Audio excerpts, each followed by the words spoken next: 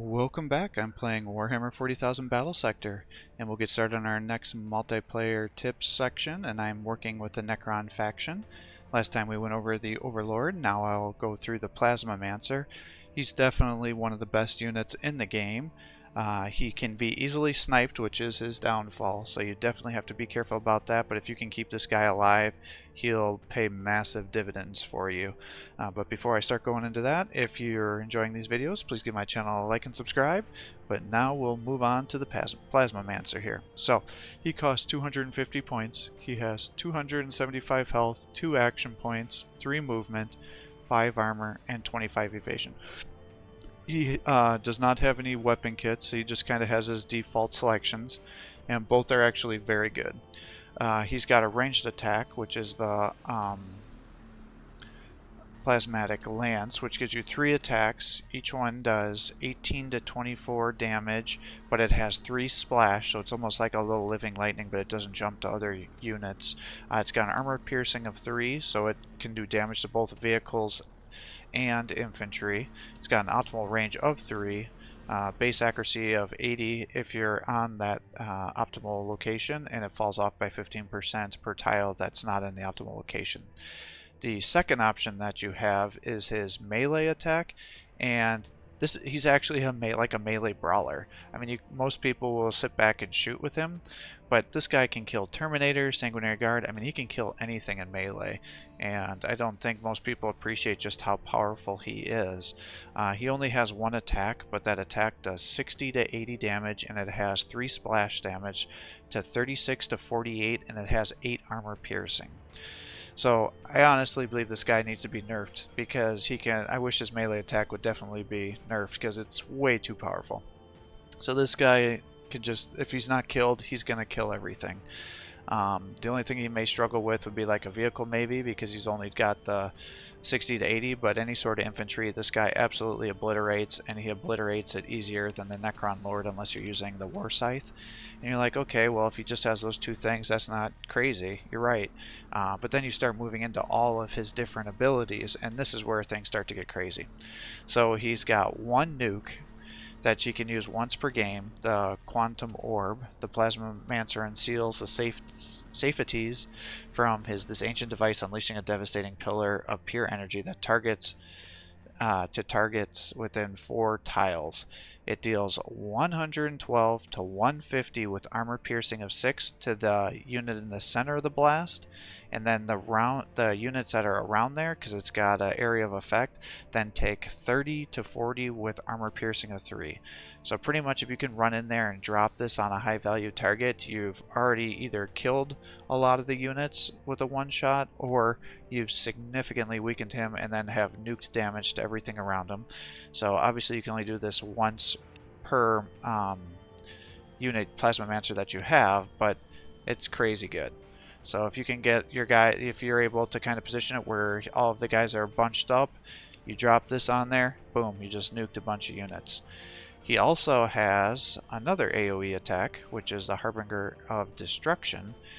This channels destructive energies outwards onto an annihilatory beam, dealing 45 to 60 splash damage with 4 armor piercing and an accuracy to 80 to all units along the beam. So he just blows up the ground in front of them, and you're able to do AoE attacks that way.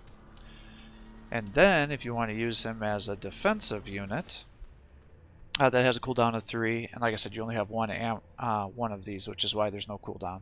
And then if you want to use him as a defensive unit, you have the Tesla Weave Discharge, and this makes this guy like really, really good against the forces of chaos. So assuming he doesn't have a bunch of soul grinders or demon princes that would allow him to be sniped, but what you can do is you bring your guys together, you have a front line, you cast this.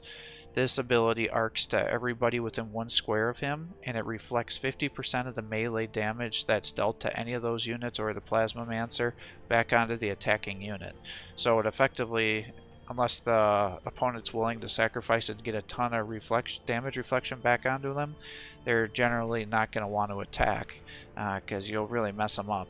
And then this guy can get himself out of all sorts of trouble because he's also a hover unit, so he's able to go over short obstacles and ignore movement penalties. So this guy, crazy good. So I'm going to again use a non-cohesive army just to kind of show off all of his different abilities here, and we'll see what we can do. But definitely one of my favorite units on the Necron force. I guess we're going to do a Necron versus Necron. That'll be good because I can kind of show the resurrection and stuff then too.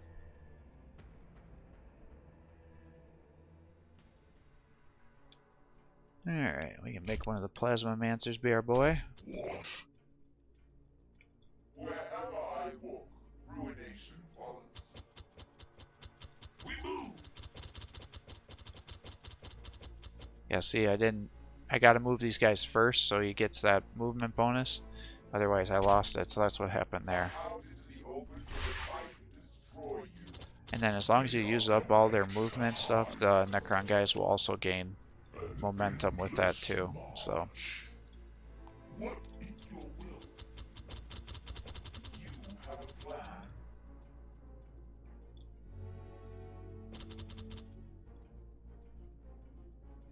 I'm just trying to decide, do I want to...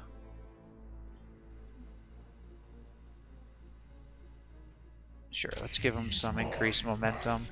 Although usually I just keep them defaulted onto the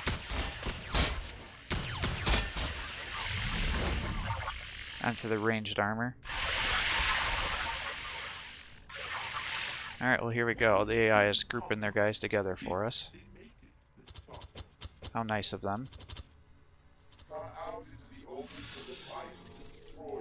Alright, well, we'll move you up then. So as you can see, he's got a range of 4 to be able to use this. So what I'm going to do is move him up 1. We're going to drop the nuke here so it can hit all these other guys. Although it might make sense for me to actually move up another one and drop the nuke here so we can hit all these other guys. So it's like we're going to come here, hit everybody there. These guys are coming back alive because he resurrected. And then we'll move this guy up to here. And we're going to drop another one of these nukes here to weaken all these other guys. He's now gotten, with all those kills, he's now able to empower. Now if you empower this ability, it increases the amount of damage, or the amount of the range it can be used to 7 tiles. It now increases the damage in the center to 262 to 350 damage with an armor piercing of 9, and everything around it does 60 to 80 damage with 5 armor piercing. So crazy amounts of damage you can do with these guys. You can also empower the Harbinger of Destruction, which now allows you to channel that beam, dealing 112 to 150 with splash damage, to 112 to 150 splash damage with the set armor piercing of 7, and you're guaranteed to hit every unit that's affected. And finally, if you end up empowering the arc, what that does is it extends it to everything within 2 tiles. It reflects back 90% of the damage that's dealt to those units, and you get plus 10 evasion on top of it. Now, I don't know how I feel about the evasion on this ability. You kind of want to get hit so you reflect the damage back. So it kind of seems counterintuitive that I give you some evasion when the whole point is that you want to reflect the damage, but it is what it is. So what we'll do here is we will now empower the Harbinger after I move up 1 tile here. And this will allow us to nuke all of these guys. So now I've effectively taken out all of these guys.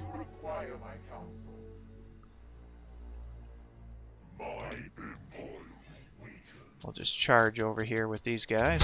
Start chopping these guys down, I guess, just to get them out of the way. summon some Necron warriors.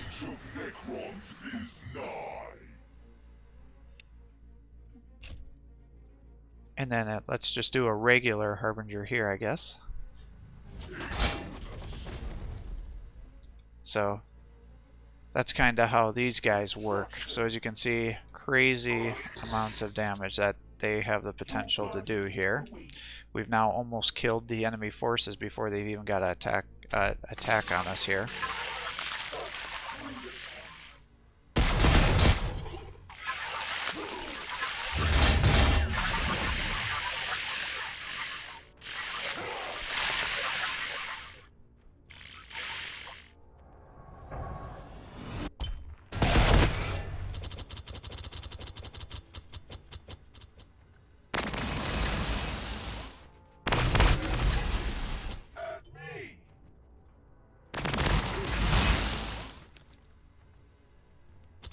Oh, death marks are hiding back there.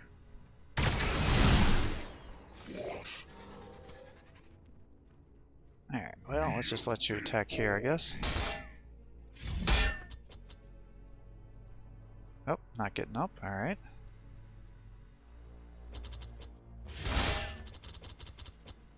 Yeah, somebody usually always gets up there.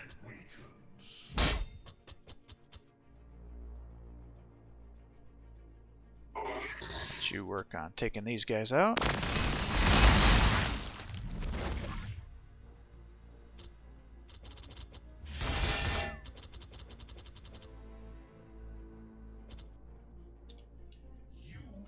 Alright, and then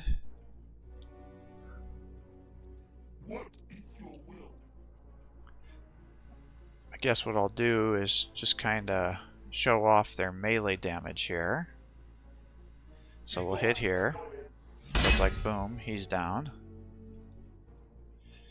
And then let's say we are going to attack at range. We can now hit here. You can see he's now killed those guys.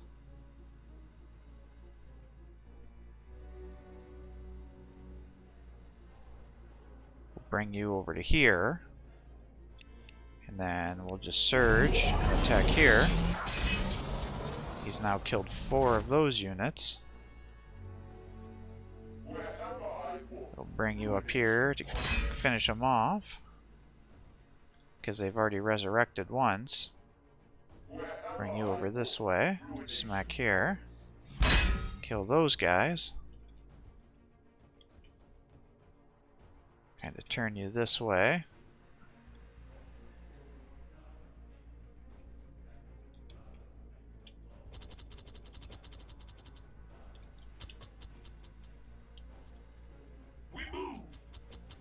Bring you guys over here.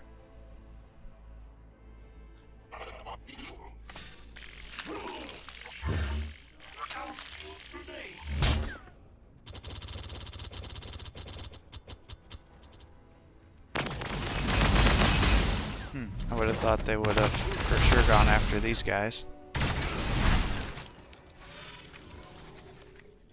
Oh, look at you. You guys killed everybody.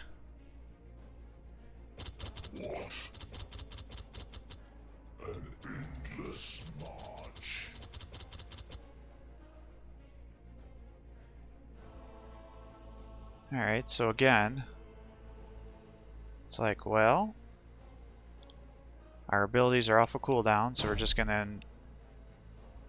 Wait, it's gonna let me empower this orb so I can use it again? I'm supposed to only have 1 ammo of this.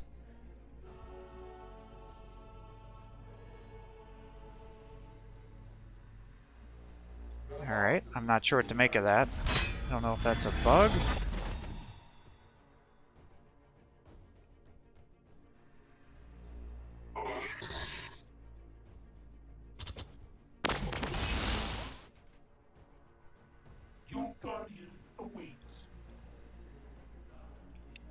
Warp you down here.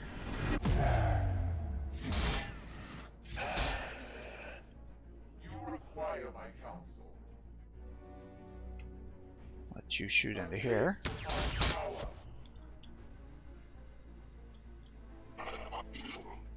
What is your will?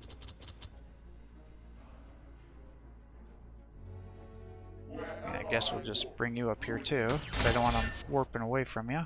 This power is yours. And smack them here. But as you can see, Plasmamancers are just crazy. So you're supposed to only have one ammo, but apparently even after you spend it, if you empower the ability, you get to use it again.